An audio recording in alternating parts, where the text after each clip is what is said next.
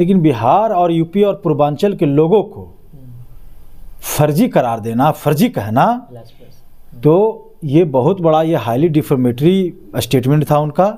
इससे पहले 10 और भी मुकदमे उन पे हो चुका है और 3 मुकदमे में वो माफ़ी भी मांग चुके हैं। ये 11वां मुकदमा बिहार में है। अगर सर अरविंद केजरीवाल गलत साबित हो गए तो क्या उनको सजा होगी? गलत साबित होंगे, देखिए न्यायालय का मामला बनता है, अब न्यायालय में जो किया है, तो गलत साबित होने पर तो आप समझ लीजिएगा डिफेमेशन में 2 साल का मैक्सिमम सजा है। नमस्कार दोस्तों, देखिए आज से कुछ दिन पहले एक प्रेस कॉन्फ्रेंस होता है जिसमें दिल्ली के पूर्व मुख्यमंत्री अरविंद केजरीवाल एक बयान देते हैं, जिसमें उन्होंने कहा कि बिहार और यूपी के वोटर जो है फर्जी हैं। इसके बाद काफ़ी ज़्यादा हंगामा होता है, जिसके बाद उनके ऊपर केस भी कर दिया जाता है। बिहार के कुछ वकील हैं जो केस किए हैं, चलिए उनसे जानने का प्रयास करते हैं। और ख़ास करके आज सुनवाई था। सर आज सुनवाई था, क्या कुछ हुआ है? देखिए, फर्स्ट ऑफ ऑल जो 9 जनवरी को प्रेस कॉन्फ्रेंस में अरविंद केजरीवाल जो chief minister of Delhi x थे, उन्होंने साफ तौर पर कहा कि बिहार और यूपी के जो पूर्वांचल के जो लोग हैं वो फर्जी हैं और फर्जी तरीके से यहाँ वोट बना के यहाँ पे वोट डालकर बीजेपी या जो भी किसी पार्टी को जिताने का काम करते हैं। तो आप देखिए कि ये मैटर तो इलेक्शन कमीशन, अगर उनको इस तरह से आपत्ति था तो उनको इलेक्शन कमीशन के पास ये बात रखना चाहिए था। लेकिन बिहार और यूपी और पूर्वांचल के लोगों को फर्जी करार देना, फर्जी कहना, तो ये बहुत बड़ा, ये हाईली डिफेमेटरी स्टेटमेंट था उनका। और मुझे पर्सनली मैं इस बात से हट हुआ हूँ, तो मैंने कल इस पे कंप्लेन, डिफेमेशन, क्रिमिनल डिफेमेशन, मैंने कंप्लेन पटना सदर कोर्ट में मैंने दायर किया था और जिसकी आज सुनवाई थी। आज माननीय न्यायालय ने केस का जो है कि हम लोग अपना पक्ष रखे, हमारे जो भी वकील थे वो अपना पक्ष रखे हैं। तो उन्होंने बोला है कि आप एक जो भी रेलेवेंट डॉक्यूमेंट है, वीडियोज है, वो आप अटैच कीजिए और अगली तिथि जो है कि अगली तिथि पर हम इसकी सुनवाई करेंगे।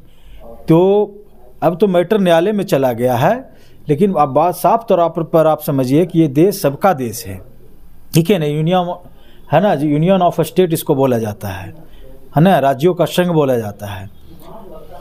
सिंगल सिटीजनशिप यहाँ पे हमारा जो लॉ है, हमारा जो कॉन्स्टिट्यूशन है वो प्रोवाइड करवाती है। फंडामेंटल राइट है आदमी का कि किसी भी स्टेट में जाकर आप रिसाइड कर सकते हैं, एक्सरसाइज कर सकते हैं अपना फंडामेंटल राइट। किसी को क्या बोलना है, किसी को नहीं बोलना है, इस पर भी फ्रीडम ऑफ जो फ्री एक्सप्रेशन एंड स्पीच जो है, जो ये आपको ये अधिकार देता है, बोलने का आज़ादी देता है, लेकिन सब्जेक्ट टू रीजनेबल रिस्ट्रिक्शन के साथ कि क्या आपको नहीं बोलना है। तो ये हाईली डिफेमेशन और डेरोगेटरी स्टेटमेंट था उनका। ये पूरे बिहार और उत्तर प्रदेश जो पूर्वांचल के जो लोग हैं उनको डिफेम करने का काम किए हैं। तो मैंने इस पर कंप्लेन दायर किया है। और दूसरी बात समझ लीजिए कि ये उनका पहला नहीं है, इससे पहले 10 और भी मुकदमे उन पे हो चुका है और 3 मुकदमे में वो माफ़ी भी मांग चुके हैं। ये 11वां मुकदमा बिहार में है। तो अब तो केजरीवाल जी को तो फेस करना ही होगा, ठीक है ना। एक अच्छे पोस्ट पर रहते, एक अच्छे पॉलिटिकल लीडर रहते हुए एक इस तरह जिम्मेदारी पोस्ट पर हैं और इस तरह के जब कोई बयान देता है तो आप बिहार और यूपी के लोगों को अपमान करने का आपने काम किया है। सर आज सुनवाई में क्या कुछ हुआ? सुनवाई में देखिए हम लोगों ने अपना पक्ष रखा, तो जज साहब बोले कि ठीक है, जो आप इससे जो भी रिलेटेड डॉक्यूमेंट है, जो भी एविडेंस है, आप हमको उपलब्ध करवाइए और अगली तिथि में फिर हम इसका सुनवाई करेंगे और यहाँ से फिर नोटिस जाएगा उनको। अगर सर अरविंद केजरीवाल गलत साबित हो गए तो क्या उनको सजा होगी? गलत साबित होंगे, देखिए न्यायालय का मामला बनता है, अब न्यायालय में जो किया है, तो गलत साबित होने पर तो आप समझ लीजिएगा डिफेमेशन में 2 साल का मैक्सिमम सजा है।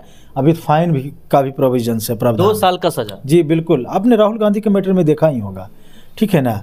तो आप समझ लीजिएगा कि केजरीवाल जी को तो आना ही पड़ेगा, बिहार आना पड़ेगा, बिल्कुल आना पड़ेगा।